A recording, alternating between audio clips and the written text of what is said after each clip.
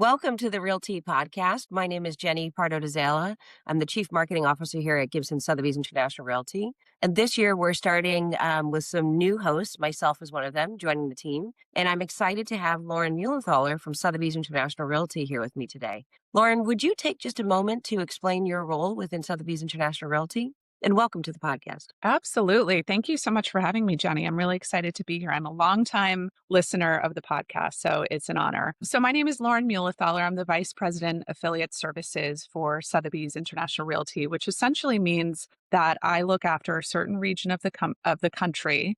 I have 36 companies, franchise affiliated companies, and they are located pretty much in the mid-Atlantic all the way out into the Midwest, past Wyoming, South Dakota. And when I say look after those companies, what I mean by that is three core things. So I'm helping the affiliate owners and leaders with recruiting and retention, strategies, talk tracks, really everything that goes into developing and growing a small company from a recruiting and retention standpoint. The second pillar is growth and profitability. So what are the ways we can help this company become more profitable, looking at their organizational structure, understanding P&Ls, things like that. And then the third piece, which is really, I have to say, my favorite, is the brand engagement piece. So that's when I get to go out and be in person, be live with affiliates, present to their agents, share the value proposition and all the wonderful things that the brand team at Sotheby's International Realty is putting together on a daily, hourly, even basis for our constituents. Well, we're excited to have you today, and we're going to talk about the 2026 Luxury Outlook, which is a product that Sotheby's International Realty releases twice a year. Would you just give me a brief overview of the product? I'd love to know, kind of what it is, how it came to be, and really its purpose. Yeah, absolutely. I am so glad we are talking about Luxury Outlook. By the way, this is truly one of my favorite resources that Sotheby's International Realty puts out every year, now twice a year. We started putting out a report twice a year last year. And Luxury Outlook is really our signature research report. And it is the compilation of kind of two areas of research that we are leaning on very heavily. The first is empirically sound proprietary research that we conduct with our top advisors from across the network on things happening within their market. So what's going on in their market? What are the trends that they're seeing?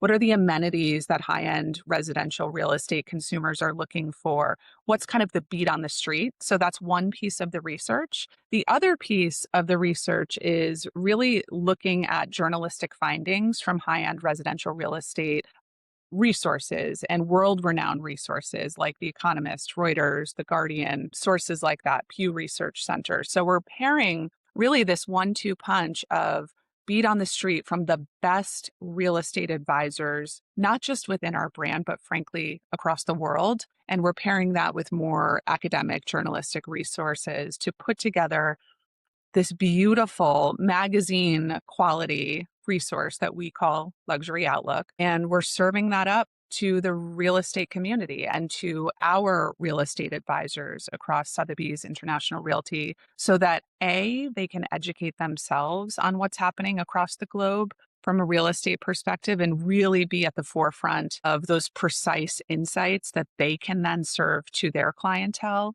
and B, so that the real estate community at large, not just Sotheby's International Realty, can benefit from those same insights as well. So it's something as a brand we're super proud of and that we believe helps kind of elevate the types of conversations real estate advisors are having with their clients, both in person and frankly online and on social media as well. Yeah, I'm right there with you with just the absolute love of this product, because for me, it's just a gold mine of information as far as what's happening in the market, not just to your point, we're very, we're experts at what's happening in our local market, but really understanding that global stage. This is a game changer for at a brokerage level and for our agents to understand that. So yeah, I'm so happy that we're talking about this today. Yeah. So this report comes out twice a year. It comes out in essentially January and July. And I'm curious, for this year, for the January report, did you have a favorite insight for this year? One insight that really struck me is this meaningful shift toward multi-generational living among wealthy households. And this trend is really more than a lifestyle, although clearly one major goal is being able to spend more time with loved ones. It's also about long-term estate planning and legacy building, which is a way homeowners can really start to transfer some of their wealth during their lifetime by building or buying a home for their heirs. And I think the reason this insight struck me so much is because it's an optimistic insight from a community and a family standpoint, not just for households that had to live in a multi generational way because of socioeconomic constraints or pressures, but this movement towards choosing to live this way. It makes me feel kind of hopeful. And, I think we could probably all use a little hope and just like this family community need and desire that extends to every pocket of the socioeconomic spectrum. I think that's really cool. And that definitely came through in the data.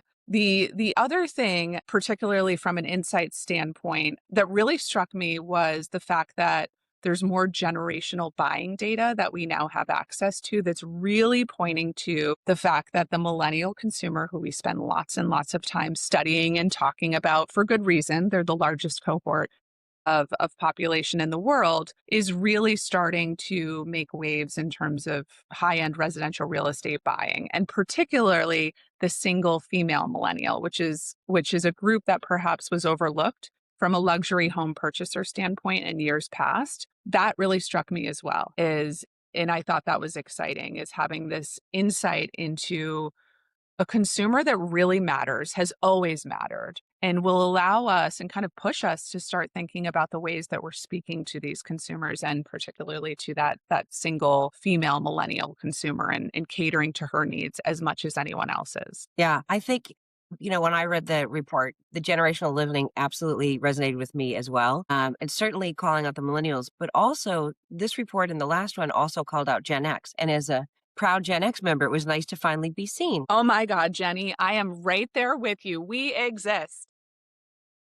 So that was great. But you and I were talking a little bit earlier about how, the luxury market can really drive things that are happening kind of in the trickle down market and other things. And even the generational living, we're seeing it at the luxury home level, but you're also seeing tiny home communities pop up for people to live near their friends and family. So I do believe that that is a really great point within this report. And we're seeing it in different areas as well. You're seeing a lot more compound type properties being sold, and people wanting to live near their family members. So yeah, I'm right there with you. This is really an interesting piece there. So I don't want to get too much into the luxury outlook because I'd love for people to explore it themselves. And what I wanted to talk to you today about is really how can agents use this tool to maximize exposure and to help stay in touch with their clients. So one thing, if you had to talk to an agent and say, if you only implemented one thing from this report or using the tools that are available to you, well, one, we probably want to talk about the tools that are available from Sotheby's International Realty that come Mhm. along with this report. And what should agents be doing, kind of like, what's the one thing that they could do to help move the needle? So that is a great question. And I actually want to answer that question in sort of two parts. So the first part is, what are the tools that are available from the Sotheby's International Realty network around the Luxury Outlook report? And there are so many. Each time we put out this report, whether it's the full year report in the beginning of the year or the mid-year Luxury Outlook report, we are going to provide our advisors, our 26,000 plus advisors across 84 countries who are using this and consuming this report, really packaged, snackable ways to digest this, and as importantly, to share it out with their sphere and their consumers. So we have social campaigns with captions that you can kind of use as starting points for the ways that you want to communicate this to your sphere. We have active pipe campaign assets that are used by many of our advisors to create email drip campaigns that help to, again, make this digestible. So instead of sending out the report in full to your sphere, we know that that's going to create a little bit of friction. People don't often have time to digest, 20 plus articles on, the high-end residential real estate market. So we're going to create something that's a little bit more snackable through email, through social media. We have video assets as well. And then one of my favorite things, Jenny, is the print assets. I think that print assets are sometimes overlooked, but something like a postcard that just shares the fact that the Luxury Outlook is available and has a QR code that your clients can scan and go to the full report that's fully customized by you as an advisor, my goodness, that is a powerful way to stay in front of your clients, to indicate expertise, to reestablish and reinforce the fact that you're a thought leader, not just in your local pocket of the world, but across the globe. So there's a lot there in terms of tools that are available. And then in terms of what I would say, if there's one or two things to do with this, if you're an advisor that wants to start using this report, I would say use the social media campaign. It's really low-hanging fruit in terms of creating these stay in front of your consumers opportunities to demonstrate that expertise. And it's easy. We serve it up. We give you the timeline. We give you sort of the strategy around how to articulate it and the captions and the language that's going to make this the most effective with your clients. So I would say just start with the social once you digest the information so you know what you're saying to your clients. Start with social. Yeah, you guys absolutely are, supplying the brokerages with all of these great materials, and it's just so easy to grab it and to share. As a marketer, I appreciate it. Anytime that we can get some help sharing the message, it's very much appreciated. Are you seeing agents using this product more as a listing tool, a buyer tool, or a branding tool? Yeah, great question. I am out with Sotheby's International Realty Advisors on a regular basis across the country. In fact, I think I'll be with you next week, Jenny, in person. And I'll be honest and say, I wish it was being used more and for all three uses by the same agent. That said, it really, I think, is more widely adopted as a branding tool. And in fact, we have some great numbers that we're able to look into and see what type of adoption it's already got within our network of 26,000 advisors across 84 countries. And we see that there were nearly 700,000 active pipe emails that were sent in the first few weeks, over 1,000 Design Vault projects created. And what that means for folks who may not know what Design Vault is, it's our in-house marketing suite that our advisors can go in and start to customize and play with this report and make it their own. And that number is so amazing to see. And it indicates to me that this piece is, yes, being used as an educational piece, but as importantly, as a branding piece. We want our advisors to use this as their own to kind of continue to beat the drum of knowledge and expertise and precision and clarity in a market, in a world where there's a lot of noise and a lot of headlines that are sometimes saying conflicting things. This is a report that we can get out and allow our advisors to deliver that clarity. The other thing that I'll say around the branding piece of this is I mentioned social media earlier. We have nearly 300,000 social media views with this year's Luxury Outlook content. And that's not just our own views, that's our advisors pushing this out and sharing this. And I think that's a great indicator that that there is excitement around education and around accuracy and around truthful, empirically sound data in a world and in a topic and in industry where there's kind of a real desire for that. Yeah. And I think, pairing that with the beautiful imagery that comes with the entire piece as well, right? And you're sourcing that from all of the Sotheby's International Realty listings. Am I correct? You are Yeah. correct. Yep. Yeah. So it's these beautiful homes, we all get to share on our social media channels. I may not have access to, a waterfront home in Greece, but I do through the Sotheby's International Realty Network, where I'm getting these wonderful, reels that are coming in, and my friends and family enjoy seeing it. I'm not in sales, but,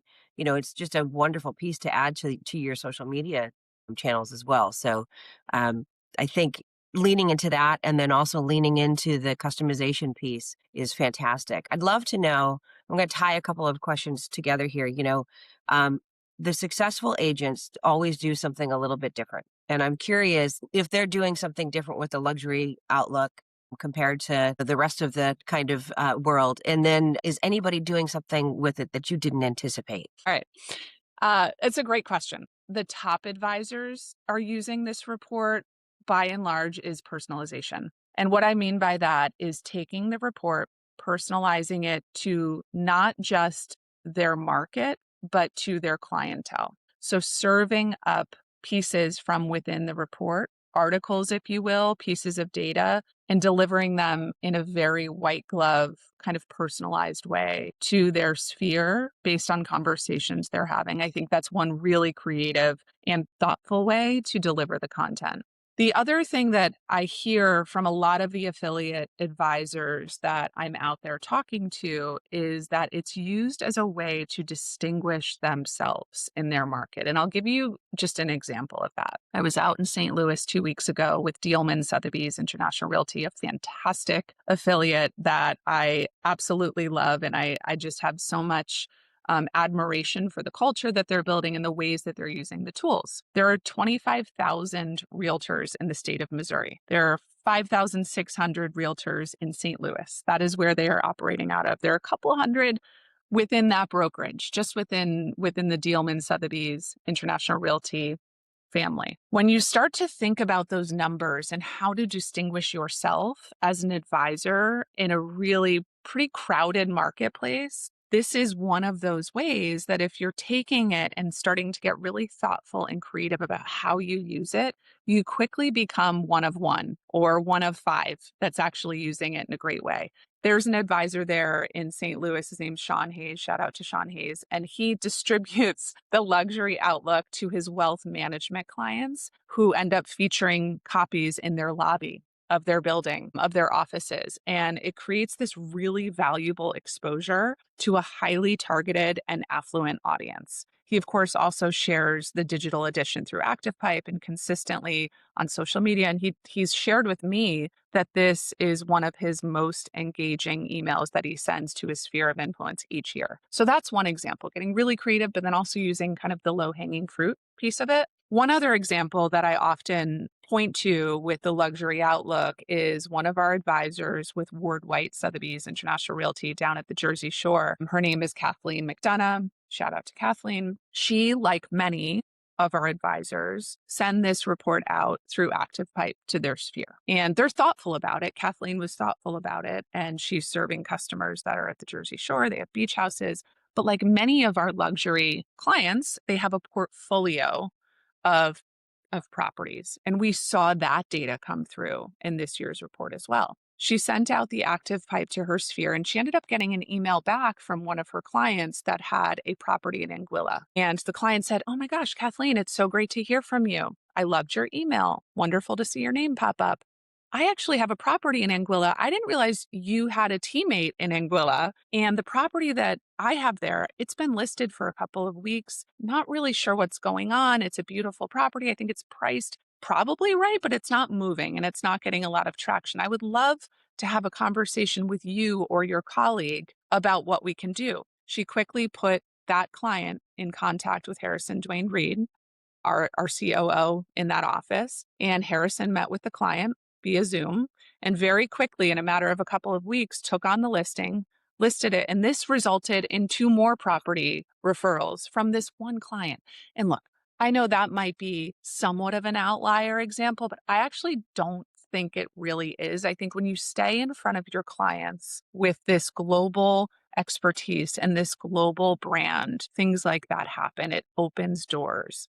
And so that's what I would say is those are great ways to use it. And they're not terribly outside of the box, but they're thoughtful, they're intentional, and they're consistent. That's great. It's part of I know you come from a marketing background, I do. and there's that notion of show don't tell, right? It's so much better to show your reach and in the marketing that you do than to just talk about it. And this product certainly solidifies that. As you were talking earlier, I was thinking about we have a team who is in competition for a listing, and they're in competition with a very well-known independent brokerage. And one of the things that we did to help them just as a pre-listing piece was to highlight the property in the customized version of the Luxury Outlook and share it with them and showcase, this is how we will be showcasing your home to our clients. And so fingers crossed, we're still waiting to see where that client lands. But yeah, I mean, it's just such a great way to set yourself apart and to be included, to have your home included in this beautiful, even if it's just used for online for that purpose, it's just a gorgeous publication. So, but I love that idea of the wealth management offices and all of those pieces. So thank you for sharing. As you look at the trends, we talked about this earlier and, the multi-generational living and all of that. Do you know, was there any trend that was talked about that didn't make it into the report? Great question. I can't say there was a trend for 2026 that almost didn't make it in. We have a team led by Christina Hell, Brad Nelson. They are very deliberate with researching and surveying our network of agents to provide the most comprehensive and accurate trends set to determine the market in the year ahead. So for that reason, there's not often a trend that didn't make it in because it is so kind of sound based on research. The one that press clung to the most from 26 edition was this rise in multi-generational living, which you and I talked about, and how families are using it as a means of wealth creation and generation. So that one, I think that really stood out. But as far as one that didn't make it in, I think the important ones are all in there. Anything that you guys are keeping an eye on for the next report coming out this summer? Great question. We are currently working on our mid-year 2026 luxury outlook report, which will drop in mid-June. I've seen a draft of it and there are compelling trends in there, but I can't really reveal anything just yet. We gotta save that for when it comes out. But we always take a look at economic, social, and political trends around the world to provide the latest and best market overview in each edition. So I can promise that there will be an update in that respect. I tried. I did try to get a sneak peek. I got to give you credit. Okay. Any final thoughts regarding the luxury outlook that you'd like to share? Yeah, I mean, look, at the end of the day, we are in an industry that trades on knowledge and expertise. This is a tool that gives you the ability to demonstrate expertise, to really be a thought leader, and to deliver value, which is really important, right? To deliver value consistently and thoughtfully to your clientele and your sphere. You are the expert, our advisors are the expert, and those that are with us who are listening to this, those Sotheby's International Realty affiliated agents, you're part of a brand that wants to make the work of articulating your expertise as turnkey and as frictionless as possible. This is the hero piece for us that does that. So I would say, I just leave you with this idea of making it your own. Right? Like this is a differentiator. There are a lot of reports out there that talk about real estate more from a retrospective standpoint, less from a prognosticator standpoint. And we are using this opportunity each year when we come out with our luxury outlook report to help demystify some of the myths that are out there in headlines and to create and drive good, thoughtful conversations that are based in research and that are based in expertise. So, that's what I would leave you with is really leaning into this and using it as a distinction for you in your business and allowing it to help your business grow. And for those listening that are Gibson Sotheby's International Realty agents, I'm just going to give a quick little plug to our office marketing coordinators in the marketing department.